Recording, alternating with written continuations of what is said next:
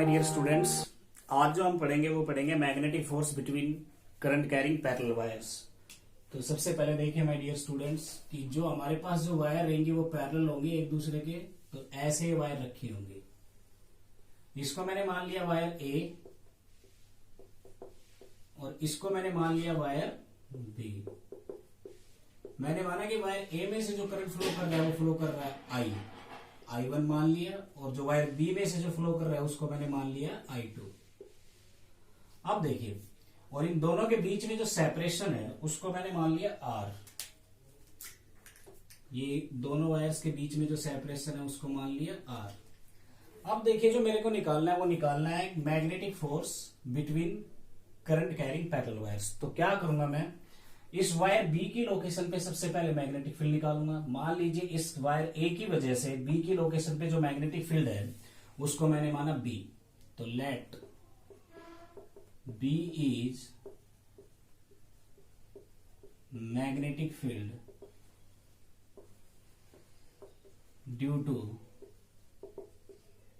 Wire A at distance R. तो इस wire से आर डिस्टेंस के ऊपर जो मैग्नेटिक फील्ड है उसको मैंने बी मान लिया। तो अब क्या है कि यहाँ पे जो मैग्नेटिक फील्ड की जो डायरेक्शन होगी, जो बी की डायरेक्शन होगी, वो कैसे होगी। देखिए, इस वायर में करंट किधर जा रहा है, ऊपर की तरफ। तो मैं अपने थंब को किधर अलाइन करूंगा, इस करंट की डायरेक्शन में। तो जो कर्लिंग होगी वो कैसे आएंगे, ऐसे घूम के इस वायर के प्लेन में, तो ऐसे अंदर की तरफ जाएंगी ना। तो इसका मतलब जो बी होगी इस लोकेशन पे वो होगी downward perpendicularly into the plane of paper. अब ये देखिए कि मेरा टास्क है बी कितना होगा। सबसे पहले मेरे को बी निकालना है इस वायर ए की वजह से at the location of wire B. तो देखिए, इस बी को निकालने के लिए हम एक रूल यूज करेंगे जिसका नाम है एम्पियर्स सर्क्यूटल लॉ। सबसे पहले मेरे पास बी चाहिए, बी आ जाएगी तो मेरे पास फोर्स भी आ जाएगा। अब देखिए, एम्पियर सर्क्यूटल लॉ ये क्या कहता है कि जो line integral of the magnetic field होता है ना, इसका मतलब B dot D L along the close path. ये जो साइन होता है ना, ये तो इंटीग्रेशन का साइन हो गया, और ये वाला जो साइन है ये अलोंग द क्लोज पाथ। और जो ये डीएल है ये क्या दिखाएगा, लाइन इंटीग्रल किसका, बी मतलब मैग्नेटिक फील्ड का। वो होता है is equal to mu naught I net. ये म्यू नॉट जो हमारे पास है ये मैग्नेटिक परमिएबिलिटी, ये हमारे पास है मैग्नेटिक परमिएबिलिटी। और जो आई नेट है हमारे पास, आई नेट जो है वो है current passing across the close loop. This is current passing across close loop. So my dear students, देखिए ये वाली जो वायर है, माना कि ये जो करंट I1 है, इसकी वजह से R डिस्टेंस के ऊपर मेरे को मैग्नेटिक फील्ड निकालनी है। तो मैं क्या मानूंगा, इसके चारों तरफ एक क्लोज लूप मान लूंगा जिसकी रेडियस कितनी होगी R। अब देखिए, अब यहां से ये जो मेरे पास होगा B dot dl, this is the line integral. अब यहां पे देखिए, इस वायर की वजह से r डिस्टेंस के ऊपर जो मैग्नेटिक फील्ड रहेगी वो कांस्टेंट रहेगी। तो मैं b को बाहर निकाल लूंगा इंटीग्रेशन के साइन से, b dl। अब यहां से देखिए, जब मैं डॉट को रिमूव करूंगा तो मेरे पास क्या आएगा, b dl cos of theta. Theta is the angle between b magnetic field and the element. तो ये देखिए, यहां पे जो मैग्नेटिक फील्ड होगी, यहाँ पे छोटा एलिमेंट ऐसे होगा, और जो मैग्नेटिक फील्ड होगी वो कैसे होगी, ऐसे ही होगी। तो दोनों के बीच में एंगल कितना होगा, जीरो। तो थीटा जीरो, तो बी डॉट डीएल मेरा बी डीएल में कन्वर्ट हो जाएगा, और जो बी है वो कांस्टेंट है तो मैं बाहर ले आऊंगा, तो मेरे पास ये हो गया बी डीएल। अब यहां से देखिए, ये किसके बराबर है, mu naught I net. I net क्या है, ये हमारा क्लोज लूप हो गया। इस क्लोज लूप में से नेट करंट कितना जा रहा है, I1 जा रहा है। तो आई नेट की जगह मेरा क्या हो गया, I1। अब यहां से देखिए, मैं इस डीएल को अगर इंटीग्रेट करूंगा, तो ये तो मेरा छोटा डीएल था ना इधर, मैं इसको इंटीग्रेट करूंगा इस क्लोज लूप के अलोंग, तो पूरा का पूरा कितना आ जाएगा, circumference of the circle having the radius R. तो ये मेरे पास आ जाएगा B 2 pi R is equal to mu naught I1। तो B कितना आ गया, mu naught I1 upon 2πr।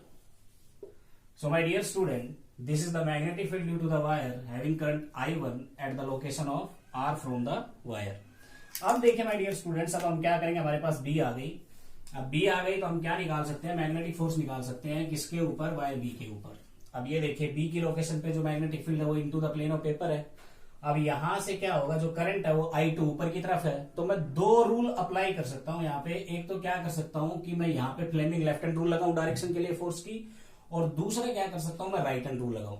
तो सबसे पहले मैग्नीट्यूड देख लेते हैं, फोर्स का मैग्नीट्यूड कितना होगा। जो मेरे पास फोर्स आएगा, जो छोटा फोर्स लेता हूं पहले मैं, जब छोटा फोर्स लूंगा तो इस वायर का मैं छोटा एलिमेंट लूंगा। छोटा एलिमेंट मान लीजिए मैंने डीएल ले लिया। अब इस डीएल में करंट किधर है, ऊपर की तरफ है, I2 क्या लॉन्ग ही होगा, तो जो छोटा फोर्स होगा वो क्या होगा, DF इज इक्वल टू, इसमें से करंट कितना है, I2 DL क्रॉस B। तो यहां से देखिए ये करंट एलिमेंट ऐसे है और जो B है वो perpendicular into the plane of paper है, तो इनके बीच में एंगल कितना हो जाएगा, 90।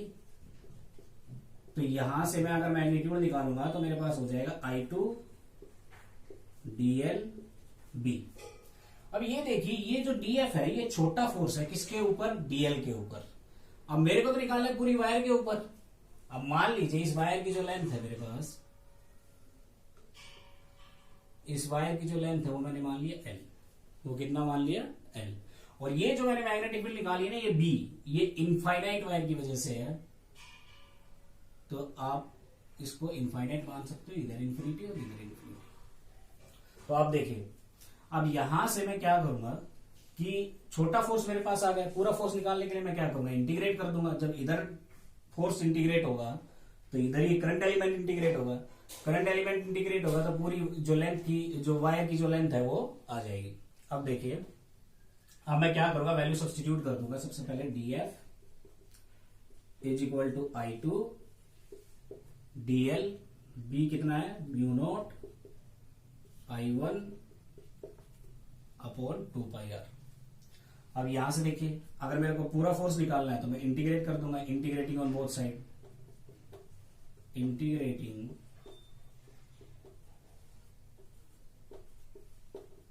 On both side. तो जब मैं इंटीग्रेट करूंगा तो डीएफ मेरा कितना हो जाएगा, एफ हो जाएगा, I2 ही रहेगा, इधर एलिमेंट क्या था DL, वो इंटीग्रेट होके L हो जाएगा। तो म्यू नॉट को मैं पहले लिख लेता हूं, mu naught I2 into I1 upon 2πr into L। This is the magnetic force on the wire having the current I2 due to the wire having current I1। अब ये था मैग्नीट्यूड। मैग्नीट्यूड मेरे पास कितना आ गया, F is equal to mu naught I2 I1 into L upon 2πr। बहुत सारे questions में क्या होता है कि जो फोर्स होता है वो पर यूनिट लेंथ पूछा जाता है, तो F L को इधर ले आओ, F अपॉन L हो जाएगा। अगर फोर्स पर यूनिट लेंथ पूछे तो आप इसको L को लेफ्ट हैंड साइड में रख के F upon L is equal to mu naught I2 I1 upon 2πr। अब बात आती है डायरेक्शन की। डायरेक्शन कैसे चेक करेंगे फोर्स की इन वायर्स के ऊपर। तो देखिए मेरे प्यारे बच्चों कि हम क्या करेंगे, दो रूल यूज कर सकते हैं, एक फ्लेमिंग लेफ्ट हैंड रूल और दूसरा है हमारा सिंपल राइट हैंड रूल। तो जो सबसे आसान होता है वो होता है राइट हैंड रूल। तो देखिए कैसे यूज करेंगे। राइट हैंड रूल क्या कहता है कि जो ये आपका राइट हैंड है इसको लीजिए और इसकी जो करलिंग्स हैं आप इसको लेके जाइए करंट से मैग्नेटिक फील्ड की तरफ। तो करंट तो I2 ऊपर की तरफ है, मैग्नेटिक फील्ड किधर है, नीचे की तरफ है। तो ऊपर से नीचे की तरफ तो ऐसे जाएगा ना, तो जो थंब होगा ना वो फोर्स की डायरेक्शन देगा इस वायर के ऊपर। तो देखिए करंट I2 ऊपर की तरफ, मैग्नेटिक फील्ड नीचे की तरफ। नीचे जाते हैं आपने फिस्ट को क्लोज कर लिया तो जो ये थंब है ये किधर आया, इधर आया लेफ्ट की तरफ। तो इसका मतलब इस वायर के ऊपर जो फोर्स आ गया वो किधर आ गया, इधर F।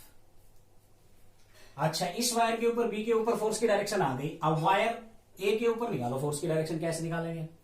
तो इसकी वजह से I2 करंट की वजह से इस वाली वायर के ऊपर जो मैग्नेटिक फील्ड की डायरेक्शन होगी वो कैसे होगी। देखिए I2 ऐसे है और जो कर्लिंग्स है वो ऐसे आएंगे, तो मतलब इस प्लेन से ऐसे निकल के आएंगे मैग्नेटिक फील्ड लाइंस। तो मतलब यहां पे जो मैग्नेटिक फील्ड लाइन होगी B जो होगी या B' मान लीजिए, वो किधर होगी, perpendicular to the plane of board और प्लेन ऑफ पेपर।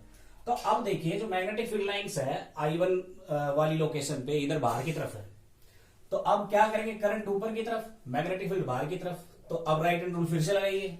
आप ऐसे गए करंट की डायरेक्शन में, फिर मैग्नेटिक फील्ड की डायरेक्शन में जाते हुए आपने फिस्ट को क्लोज कर लिया, तो एफ इधर आया, तो इसका मतलब इधर। तो अब देखिए प्यारे बच्चों, यहां से क्या पता चला कि अगर दो वायर्स के बीच में करंट सेम डायरेक्शन में है तो उनके बीच में लगने वाला फोर्स किधर है, एक दूसरे की तरफ है। तो ये अट्रैक्टिव फोर्स है। कैसा फोर्स है, अट्रैक्टिव फोर्स। तो राइट हैंड रूल क्या बताता है, on applying right hand rule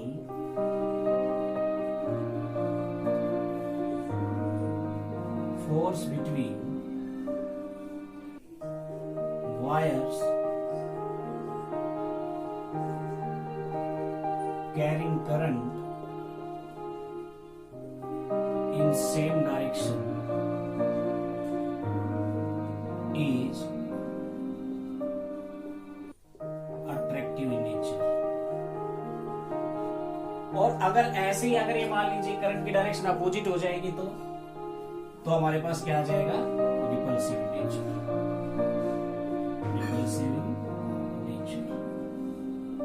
repulsive nature कब आएगा, जब करंट किसमें है, अपोजिट डायरेक्शन में। Current in wires is